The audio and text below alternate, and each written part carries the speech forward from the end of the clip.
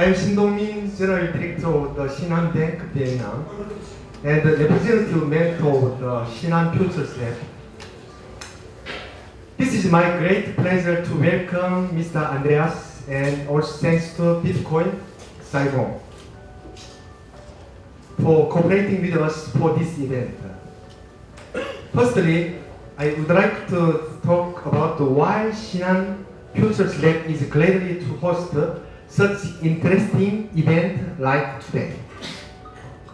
Shinhan Futures Lab is a corporate social responsibility activities to support the fintech ecosystem established by Shinhan Financial Group, the largest financial institution in Korea. With 12 leading companies in the market, such as Shinhan Banks, Shinhan Card, Shinhan Investment Corporation, and Shinhan Life Insurance, etc. We are all trying to support for the fintech startup via Futures Lab mentoring program, working space, demo day, and our global network in 20 countries around the globe. In Vietnam, Shinhan has been operating for 24 years. Until now, we are leading foreign banks in terms of network with 18 branches in 8 cities and provinces across Vietnam and over 1,000 employees. Through Shinhan's extensive network and long-term experience, the Vietnam fintech startups not only can extend their business locally, but also can operate with our global network, especially in Korean market. We strongly believe that Vietnamese startup can discover the prospects and insights for the future through the Shinhan Futures Lab, and we can have the opportunity to meet global investor and business partner via demo day in Korea. By today's session from the Andreas, Shinhan Futures Lab hope that we and all of us here can have a deeper understanding about fintech ecosystem, especially Bitcoin and blockchain. Once again, it's such a great pleasure for Shinhan Futures Lab to host this event. Thank you very much. Thank you. Hello everybody, thank you for coming tonight. I'm Dominic, one of the co-organizers of Bitcoin Saigon. We are a grassroots educational initiative founded in the fall of 2014. We have held couple of events with international speakers from the Bitcoin and blockchain ecosystem. The probably largest one was last year at the Blockchain Asia conference, which we also co-organized with some of the local players here. And now I'm happy to basically hand over for the first event of the Year of the Golden Rooster to our first speaker this year, Andreas and Antonopoulos.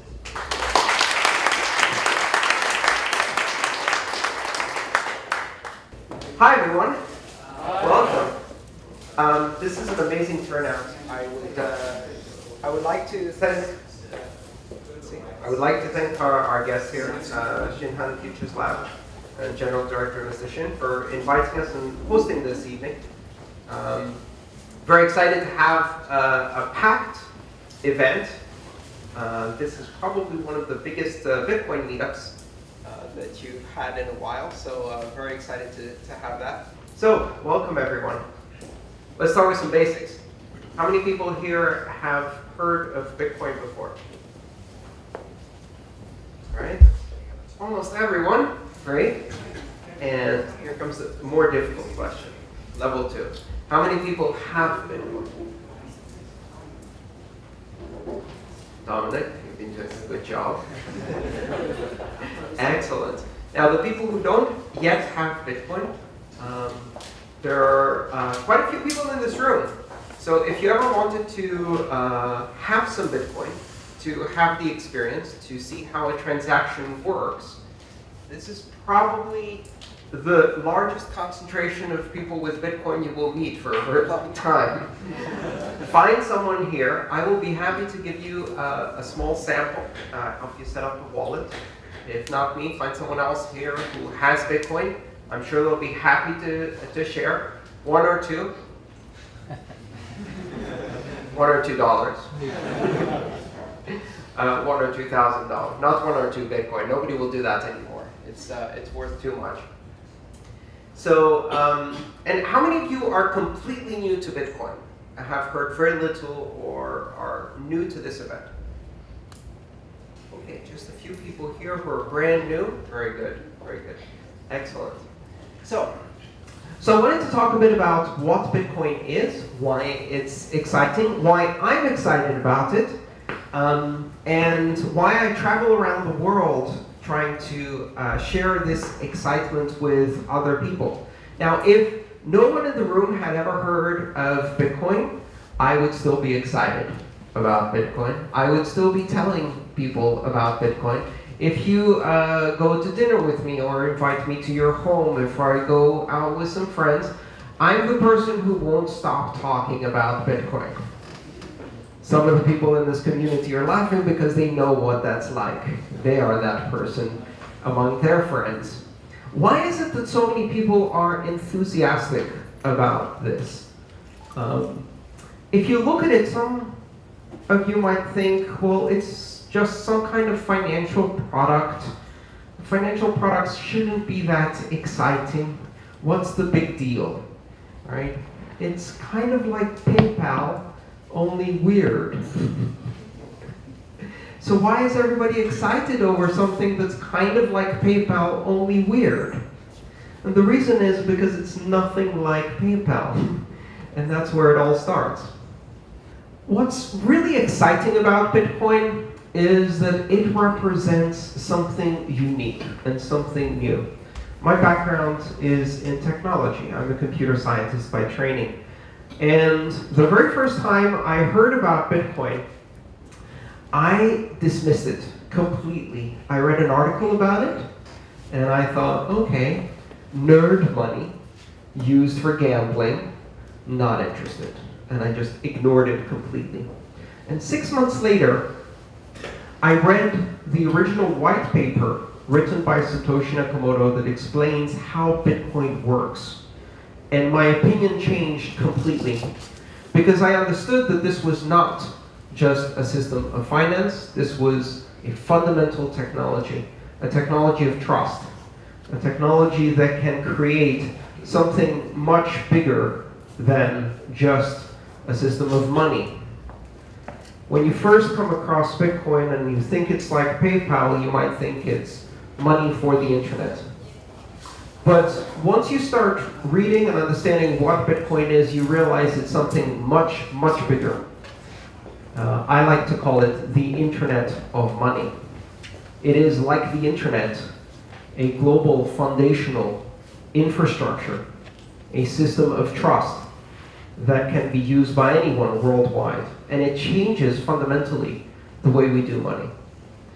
Bitcoin is the missing piece on the internet. It's the thing that for 20 years we've been missing on the internet, the ability to do money just like you can do a song, just like you can do an email, just like you can do a text or a tweet. Worldwide, near instantaneous, removing all barriers, marginal cost near zero, removing all intermediaries and controls, and opening up money to the world, just like the internet. That's the fundamental concept that has me excited. Not money for the internet, but the platform, the Internet of Money. That's what I named my book, The Internet of Money. This was published in September. It's really a diary of my journey. It's a collection of 11 talks from 2013 to 2016 that explain why Bitcoin is exciting. We'll be giving out 4 copies today for free.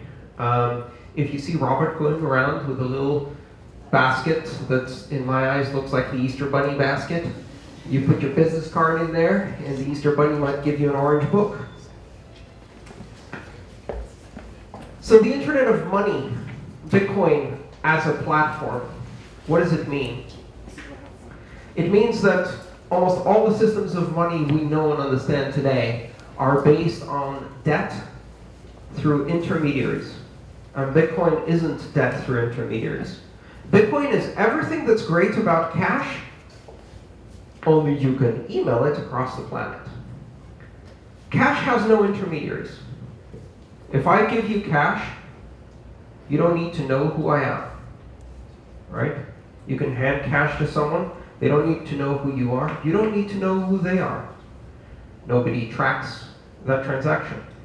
There is no transaction fee for that transaction. There is no limitation.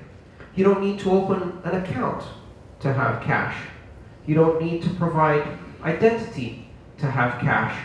It's fast, it's personal, it's peer-to-peer, person-to-person, and it has no intermediaries. It's direct from person to person. The only problem with cash is that it only works within one country. Unless you're really lucky and you're an American, in which case it works within 5 or 10 countries, 20 if you go to a black market, right? But for the most part, cash only works within one country. And when you get to changing it, then the fees and the intermediaries and all of the other problems start up again. And the other problem with cash is that you have to be there to give it to someone. And we now live a world where we are connected globally. So what if you could email cash instantly anywhere in the world and it was recognized by anyone in the world, and it didn't require an account, and it didn't require identification, and it didn't require an intermediary or a bank. It was simply the instantaneous transfer of value across the internet. That's what Bitcoin is.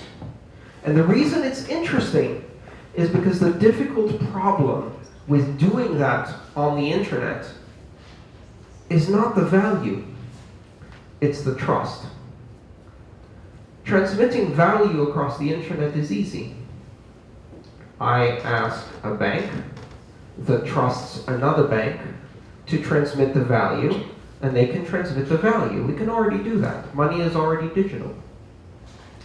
But I can't do that anonymously to a person and tip someone 5,000 miles away, just like I would give 20,000 dong to the person who parked my scooter. I can't do that across the internet. But now I can with Bitcoin.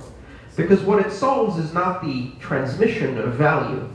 What it solves is the ability to transmit value without any trust from either party and with no intermediaries, where the value is encoded in the digital form itself, and that value cannot be forged, cannot be censored, cannot be removed, where that value is instantly recognizable by any device, where a person in sub-Saharan Africa with a Nokia 3000 phone, you know the Nokia 3000 phone? Most people don't know this. That little plastic gray device, right? That one? More than 2 billion of them have been built. It is the most manufactured consumer piece of equipment on the planet. That little gray plastic chocolate bar. Imagine what happens when that is a bank.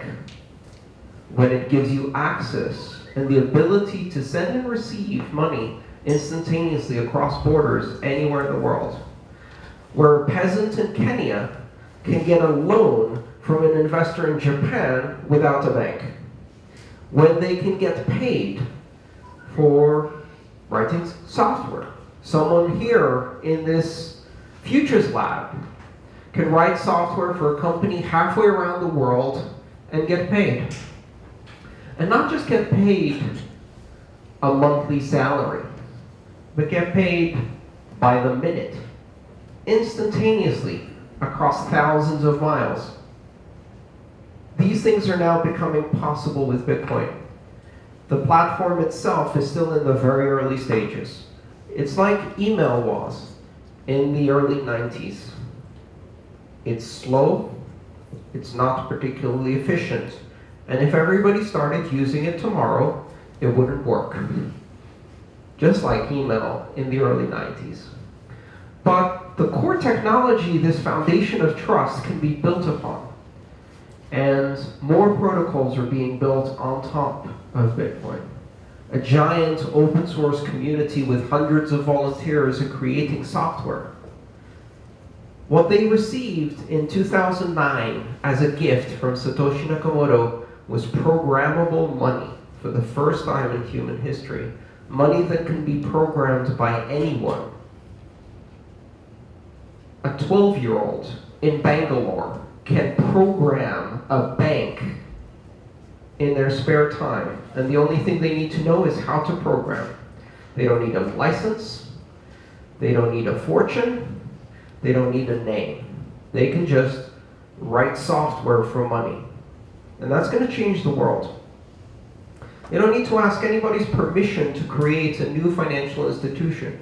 They don't need to ask for anyone's permission to connect that financial institution with everyone in the world and make it accessible. Now, many of you are probably thinking, that sounds like a terrible idea. Do I want to be using a financial institution created by a 12-year-old in Bangalore who I don't know? Probably not. Probably not. But some of those ideas are going to change the world. Some of those startups are going to change the world. And the world of finance is never going to be the same, because for the first time ever, anyone in the world can do these things instantaneously, just like with the internet. Look at what happened to the music industry, the TV industry, the newspaper industry. Look at what happened to all those industries when software decided to do their job. And that's what's going to happen to the banking industry. It won't go away. The music industry is still here. Artists are more successful than they ever were. The newspaper industry is still here. The media industry is still here. The TV industry is still here. They're just transformed. They aren't recognizable. They represent open fields for global opportunity. And that's going to happen in finance as well. Bitcoin is an internet protocol. It's a system that allows computers to collaborate, and through competition, free market economics, and game theory, create a globally secure infrastructure. One that has been operating without pause since January 3rd, 2009. Every minute of every day for more than 7 years, Bitcoin ticks away. Every 10 minutes, a new block. Like a heartbeat. It just keeps ticking. It doesn't go down. It doesn't go to sleep. It doesn't close on Fridays. It doesn't close on President's Day, which happens to be today in the United States. The banks are closed. Bitcoin isn't. It trades 24 hours a day, anywhere in the globe, and anyone can use it. That can possibly change the world. That's what has me enthusiastic about this technology, is that it fundamentally changes how we think about money, what is money, and how it works. We live in a society where we are experiencing the fourth major form of money. Money printed on paper, or in some cases, polymer. What we are familiar with, the form of cash, and the digital money we have in banks, is the fourth iteration of money. Money has changed over the years. It used to be a time that if you tried to give someone paper and tell them it was money, they would laugh at you. If it wasn't gold, it wasn't money. And before gold, there were other forms of money too. Money is ancient technology. And it's time for money to change for the fifth time. Money is now not a form of paper, and it's not a debt obligation held against the central bank. And it's not something that belongs to a government, or has a flag, or is controlled by anyone. Money is now a protocol, a digital system of interaction, a language, a computer language, that anyone can use anywhere in the world. Thank you.